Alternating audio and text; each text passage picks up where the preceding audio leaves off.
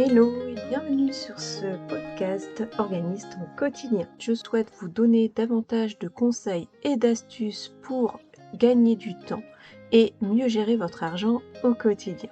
Retrouvez-moi sur le blog organisersonquotidien.fr et en attendant, je vous souhaite une bonne écoute.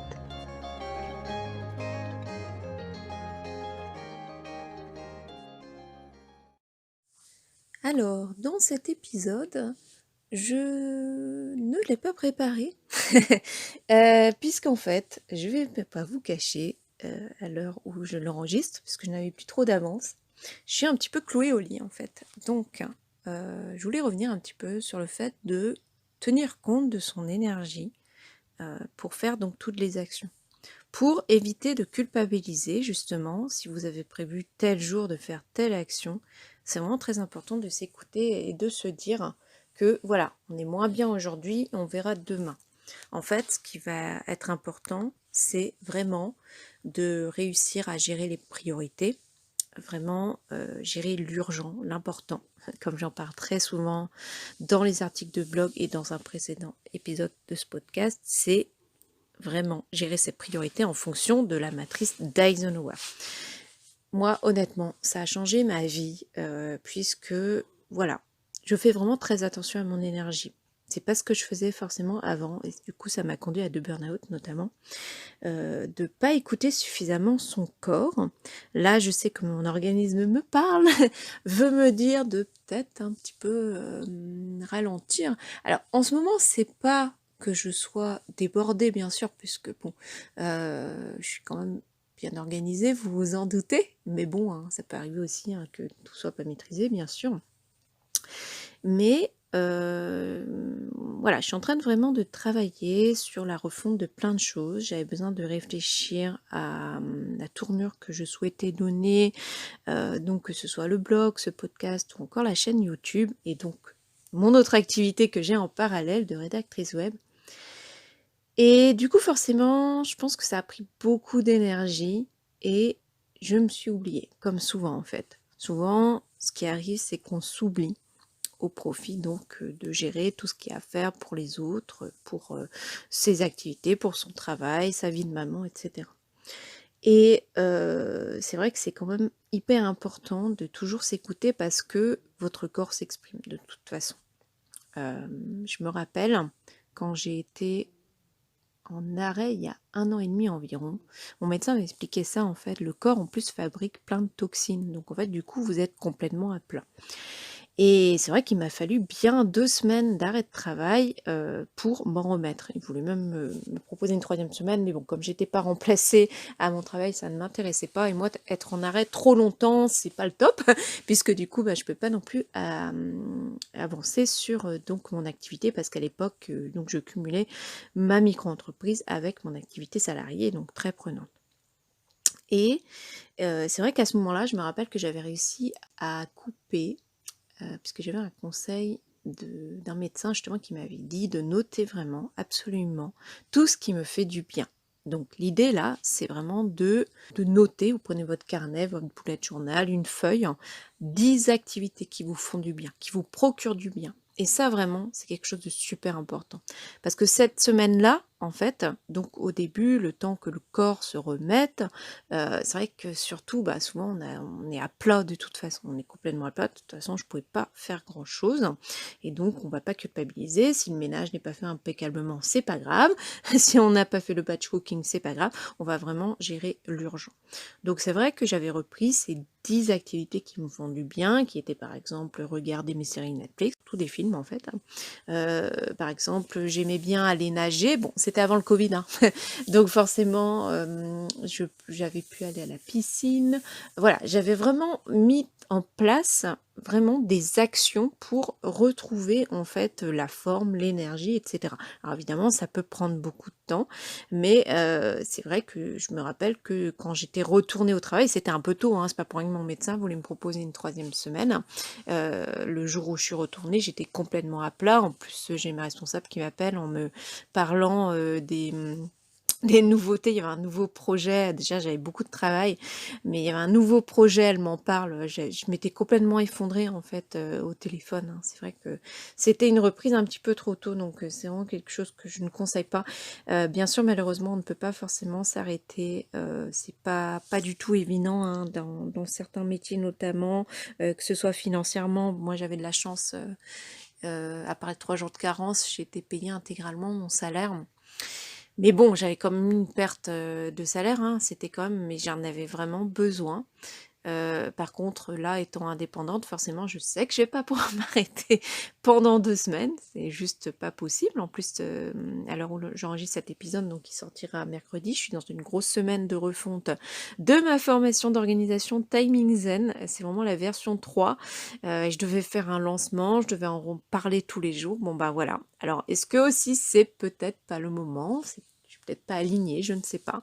Mais en tout cas, voilà, c'est pas grave. Je m'écoute maintenant. C'est hors de question de laisser s'accumuler plusieurs infections, hein, parce que c'est ça qui était arrivé en fait. J'avais mal partout en fait. J'étais vidée, j'avais vraiment plusieurs petites infections. Alors pas des choses très graves, hein, faut quand même pas, faut quand même relativiser, mais mine de rien, c'est vraiment des petites choses qui épuisent en fait. On est vraiment à bout quand c'est comme ça. Donc à part le repos en fait. Forcément, il n'y a pas grand-chose à faire. Mais bon, actuellement, c'est vrai qu'on est encore en confinement. On en sort à la fin de la semaine. Donc lundi, première chose, c'est qu'on va aller se balader en bord de mer, par exemple. Je sais que du coup, voilà, je sais que je vais tenir la semaine comme ça. Je vais faire un bon repas ce week-end aussi, parce qu'après il fait beau, donc on va sûrement manger dehors. Je vais autour de mon jardin, ça me procure vraiment beaucoup de bien. Les films, j'en ai regardé beaucoup parce que j'étais vraiment très à plat déjà avant ces petits mots là. Donc du coup, c'est vrai que je vais plutôt m'attaquer au rangement parce que normalement le gros des travaux est terminé cette semaine. Je vous raconte pas la joie que j'ai parce que maintenant je peux rester focus sur mes objectifs d'arranger mon salon et de faire le ménage parce que ça c'est vraiment quelque chose qui me stressait en fait parce que comme c'était en gros bah des travaux on pouvait pas faire le ménage hein, parce qu'il n'y avait pas de sol. Donc voilà, je vais vraiment m'occuper à faire ça, à faire du tri parce que pour moi le tri c'est vraiment une façon d'évacuer tout ce que j'ai dans mon cerveau. Moi, c'est vraiment une façon de faire, hein. C'est vrai qu'après, les activités qui vous procurent du bien, bah, moi, c'est trier, organiser. Après, c'est comme ça, hein, j'ai pas choisi ma formation par hasard, de toute façon, hein. Et du coup, voilà, ça va être vraiment gérer les priorités, gérer quelques dossiers clients que j'ai à faire, vraiment des urgences, répondre à vos messages. Enfin, voilà, il y a des priorités dans ma semaine. Je devais prendre pas mal d'avance sur mes contenus, ben tant pis, ça va attendre, ce n'est pas grave. C'est vrai que ça, c'est quelque chose que il faut vraiment que j'apprenne à le faire et que je vous conseille de faire, c'est de lâcher prise. Puisque je sais que je ne le fais pas assez, ça c'est clair. Je suis un petit peu trop carrée sur certaines choses, mais voilà, moi c'est quelque chose qui me rassure. Alors j'essaye de comprendre actuellement pourquoi, les raisons pour lesquelles voilà, j'agis comme ça. En tout cas, je sais que je vais essayer vraiment de déstresser au maximum. En tout cas, je sais que je vais essayer vraiment de déstresser au maximum. Je vais vraiment envisager le mois de mai vu qu'on va pouvoir de nouveau bouger un petit peu plus normalement. Je disais que personnellement j'étais habituée à travailler seule, à travailler de chez moi, mais là j'ai vraiment étouffé. C'était plus possible. Donc voilà, je pense qu'il faut vraiment réussir à vraiment déculpabiliser, lâcher prise et tenir compte de son énergie du moment pour éviter justement de ne pas tomber malade et accumuler plusieurs petites infections comme ça qui sont en plus jamais très drôles, hein. On attend que ça se passe et puis voilà, pendant ce moment-là, on sait hein, que ça va passer parce que bon, j'ai déjà eu ça. Mais en tout cas, ce que je pouvais vous dire aujourd'hui, c'était ça. C'était plus en fait un petit épisode en fait pour vous parler de ça parce que j'ai publié aussi dernièrement donc comment dire, un post sur le fait de 6 conseils pour travailler de chez soi. Et c'était vraiment des petits tips en fait qui vous permettent finalement de rester focus et tout en prenant soin de vous. Ça, c'est vraiment quelque chose de très important et ce que je veux vous dire à travers mes contenus, c'est vraiment de prendre soin de vous.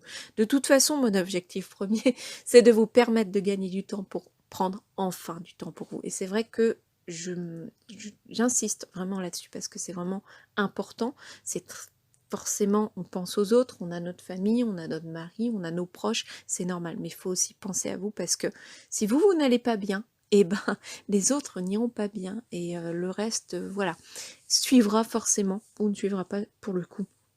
Et c'est vrai que j'y reviendrai notamment sur ces astuces puisque c'est quelque chose que je ne faisais pas forcément avant, comme vraiment s'octroyer des pauses par exemple. Ça, c'est vraiment quelque chose de très important.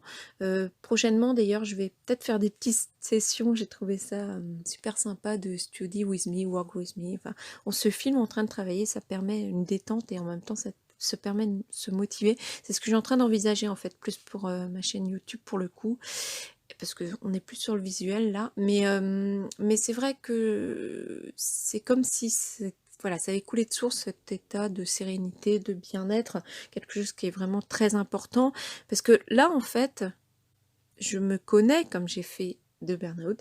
C'est vrai que j'étais limite en fait en début, j'avais pas atteint parce que bon, maintenant je sais reconnaître les signes depuis le deuxième de toute façon, mais n'empêche que ça y ressemblait pas mal.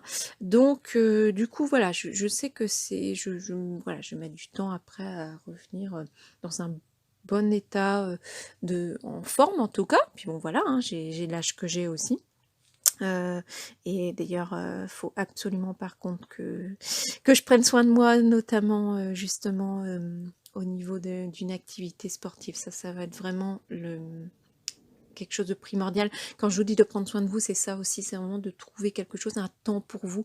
Ça peut être par exemple faire une marche en écoutant un podcast, une balade en forêt, voilà, quelque chose qui vous fait du bien à vous. Ça, c'est vraiment ce que je voulais vous dire à travers cet épisode, c'est de vraiment vous recentrer et essayer aussi donc de compléter cette fiche.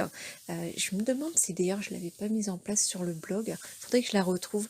Mais bon, je peux en refaire une aussi de toute façon, mais c'est vrai que pourquoi pas reprendre comme ça une fiche, 10 éléments qui vous permettent de prendre soin de vous. Je vous remercie d'avoir été là une fois de plus. Je voulais terminer cet épisode en vous remerciant parce qu'en moins de 3 mois, on a atteint les 1000 écoutes et ça s'est vraiment accéléré sur les 3 dernières semaines. Hein. Je devais être à 500 écoutes il y a 3 semaines et je suis arrivée à 1000. Donc vraiment super. Je vous remercie parce que ça m'encourage à continuer. Moi, c'est un format que j'aime bien en côté du blog. Ça a toujours été quelque chose que j'aimais bien, l'audio. Et en plus, si jamais vous y pensez, pour m'encourager, vous pouvez aussi aller noter ce podcast sur Apple Store. C'est même iTunes qu'il faut télécharger quand vous n'avez pas de produit Apple comme moi, par exemple, pour pouvoir noter vos podcasts préférés. En tout cas, ça m'aiderait beaucoup à me faire connaître. Donc voilà, un grand merci en tout cas d'être là, de continuer cette belle aventure. Et je terminerai en disant vraiment de prendre soin de vous. Voilà, j'espère que cet épisode vous aura plu. Vous retrouvez toutes les informations liées à cet épisode en barre d'informations et aussi sur le blog organisationquotidien.fr. Je vous dis à très bientôt. Bye.